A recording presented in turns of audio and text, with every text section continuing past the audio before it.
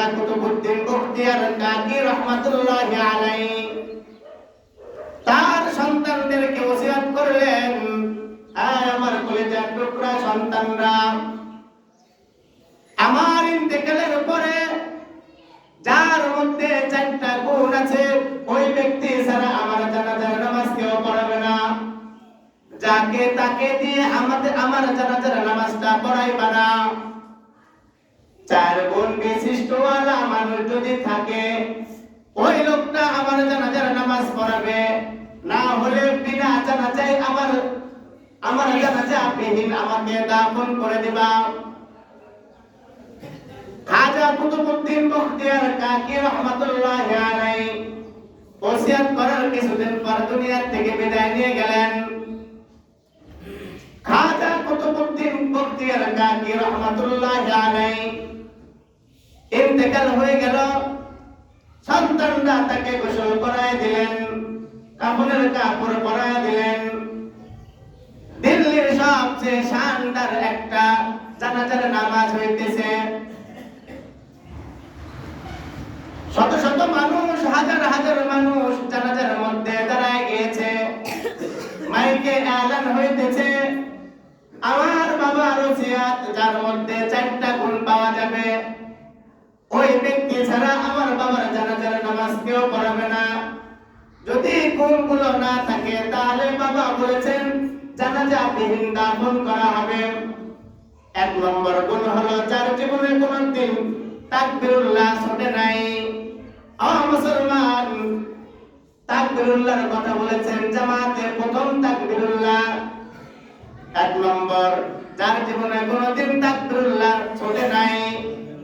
2 নম্বর গুণ হলো যার জীবনে কোনদিন তাহাজ্জুদের নামাজ মিস হয় নাই। আর আমি আপনি তাহাজ্জুদের নামাজে উঠি না।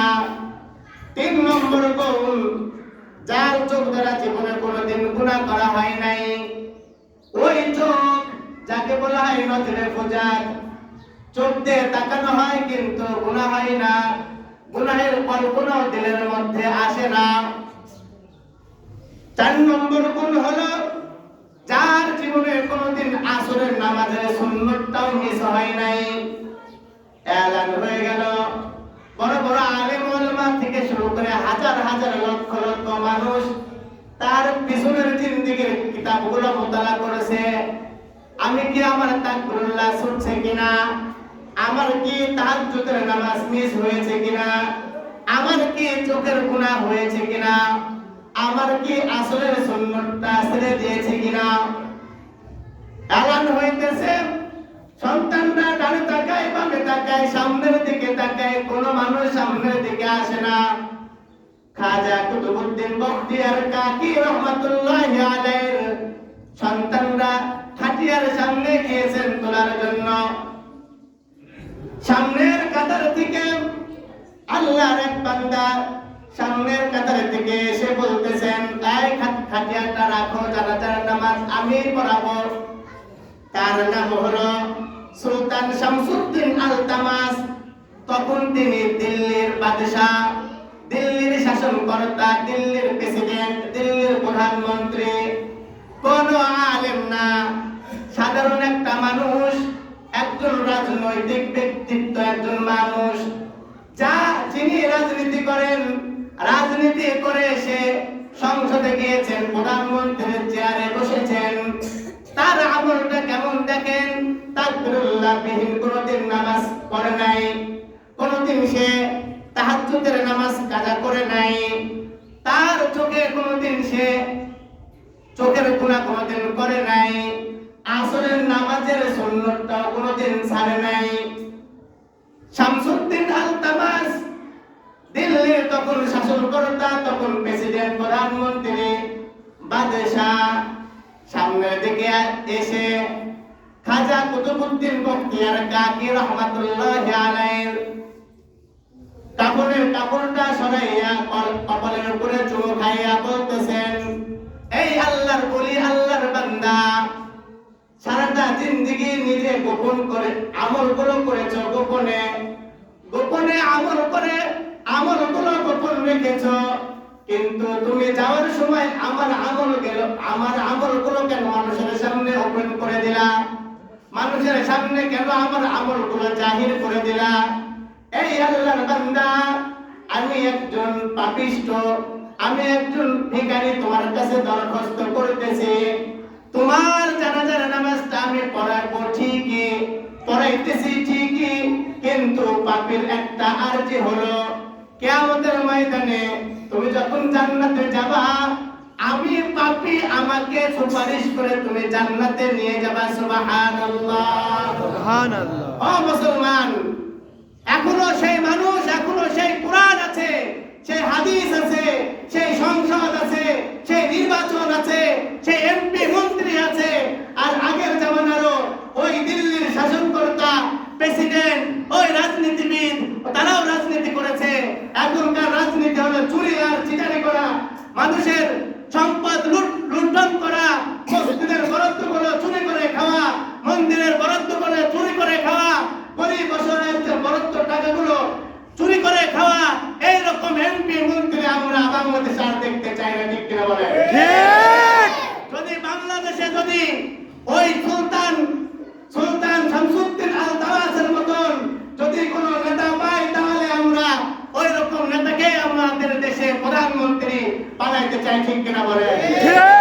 এখানে কোনো দলগত কোনো কথা বলতে চাচ্ছি না, খালি একটা কথাই বোঝাইতে চাচ্ছি, এমন প্রেসিডেন্ট দরকার যে প্রেসিডেন্টের ফজরের নামাজের তাকবীরুল্লাহ ছুটবে না, 5 ওয়াক্ত নামাজের তাকবীরুল্লাহ ছুটবে না।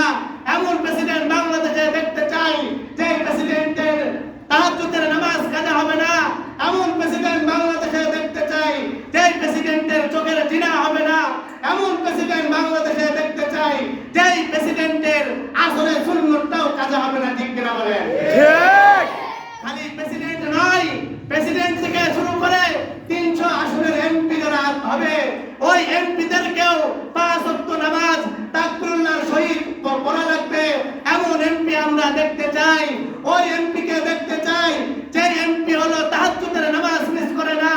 ওই এমপি দেখতে চাই যে এমপি তার চোখের গুনাহ করে না।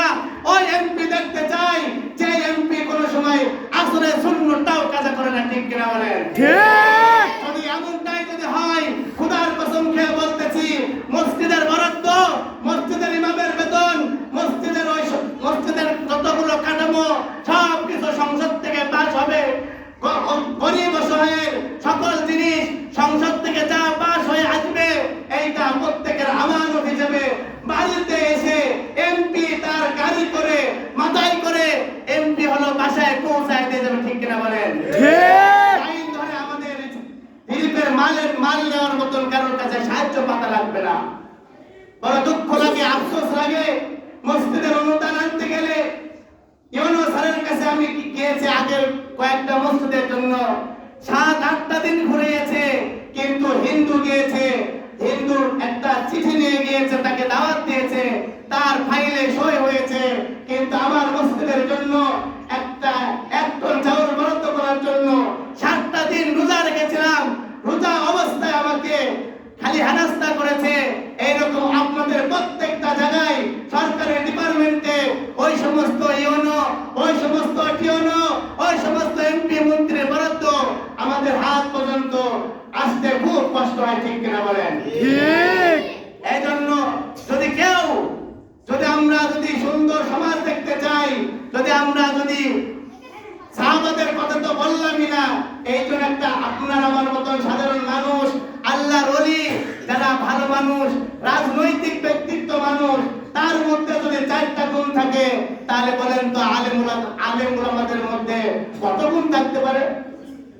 এই জন্য আসুন আমরা সকলেই যাকে আমরা নির্বাচন করব না কেন, এই 4টা গুণ আগে তাকে দেখবো, ঠিক কিনা বলেন? যার মধ্যে 4টা গুণ আছে, সে কোনোদিন চুরি করতে পারে না, সে কোনোদিন চিন্তাই করতে পারে না, সে কোনোদিন ধর্ষণ করতে পারে না, সে কোনোদিন মানুষের টাকা, মানুষের জিনিস আত্মসাৎ করতে পারে না, ঠিক কিনা বলেন? এখনকার এমপি মন্ত্রীদের বাড়ি হয় লন্ডন, বাড়ি হয় আমেরিকায়, বাড়ি হয় ভারতে, বাড়ি হয় অমুক জায়গায়।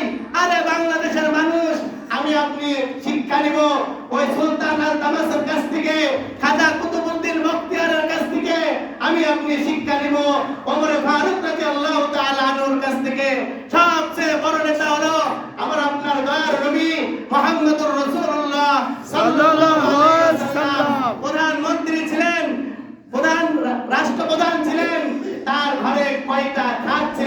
কয়টা ফার্নিচার ছিল, তার ব্যাংকে কত টাকা জমানো আছে দেখেন। আমরা তার উম্মত হয়ে, তার উত্তরসূরি হয়ে, তার উম্মত দাবি করে, আশিকে রাসূল দাবি করে আমরা যদি এমপি, মন্ত্রী, চেয়ারম্যান, মেম্বার হয়ে কোটি কোটি টাকা যদি আত্মসাৎ করি, তাহলে কোন মুখে আমি আপনি আশিকে রাসূল দাবি করব? তুমি মুসলমান না, তুমি ঘোষণা দিয়ে তুমি বাংলাদেশে আমাদের সমাজে তোমার বসবাস করতে হবে, ঠিক কিনা বলেন? ঠিক। কোন অমুসলিমের জন্য আমাদের কোনো কি নাই, আইন নাই। অমুসলিমের জন্য আমাদের সর্বাধিক সব সময় আমাদের থাকবে তাদের নিরপেক্ষতা, তাদের সাপোর্ট। ওদের 100 কোটি টাকা আছে, 500 কোটি টাকা হোক, ওরা ঘুষের আঘাত, সুদের আঘাত, ওরা জুয়া খেলুক, কোনো সমস্যা নাই। কিন্তু তুমি মুসলমান হয়ে সুদ খাবা, ঘুষ খাবা, তুমি জুয়া খেলবা, জুয়ার টাকায় বিল্ডিং করবা, একজনকে তুমি অসহায় বানাবা, তাহলে তুমি মুসলমানের খাতার থেকে নাম কেটে তুমি বলে যে আমি হিন্দু, আমি খ্রিস্টান, আমি বৌদ্ধ, তাহলে তোমাদের বিরুদ্ধে আমরা একটা কথা বলবো না, ঠিক কিনা বলেন? ঠিক। আসুন, যে আলোচনাটা করলাম, আল্লাহর আইন, আল্লাহর বিধান, আল্লাহর জমিনে থাকতে হলে আল্লাহর আইন বাস্তবায়ন করতে হবে। এইটা মুসলমানের প্রতিজ্ঞা, এইটা মুসলমানের হলো কাজ। আল্লাহ রাব্বুল আলামিন যা বলেছি আমাকে এবং আপনাদের সকলকে আমল করার জন্য তৌফিক দান করুন, আমিন। আসসালামু আলাইকুম ওয়া রাহমাতুল্লাহ। যারা সুন্নাত পড়েন না, তারা সুন্নাত